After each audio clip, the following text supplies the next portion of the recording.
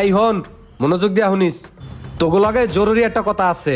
কোনো একটা কাজ করতে হইলে পরিবারের সবাইরে নিয়ে সলা পরামর্শ করে কাজ করলে ওই কাজটা ভালো হয়। আমি একটা ডিসিশন নিছি, এখন তোরা কি কস? তুমি আবার ডিসিশন নিছো? নতুন করে আবার কি ডিসিশন নিলা? আমি যে চাকরি করি, সকালে তো সন্ধ্যা পর্যন্ত গাদার মতন খাটিয়া আমি 20,000 টাকা বেতন পাই, ওভার টাইম সহ।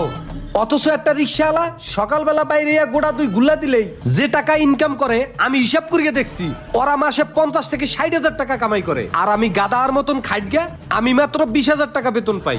তাই আমি মনে মনে সিদ্ধান্ত নিছি, এখন তো আমি একটা রিক্সা কিনগা রিক্সা চালামু। ওয়াল্লাহ, কি কয় এটা? ওই চাকরি বাকরি বাদ, এখন তো না চাকরি করবো না। তোরা কি কস? আমার সিদ্ধান্ত জানা। কি কও, তুমি রিক্সা চালাবা? এইটা আবার তোমার কেমন সিদ্ধান্ত? ভাই, এত সুন্দর একটা চাকরি তুই আপনি রিক্সা চালাইবেন?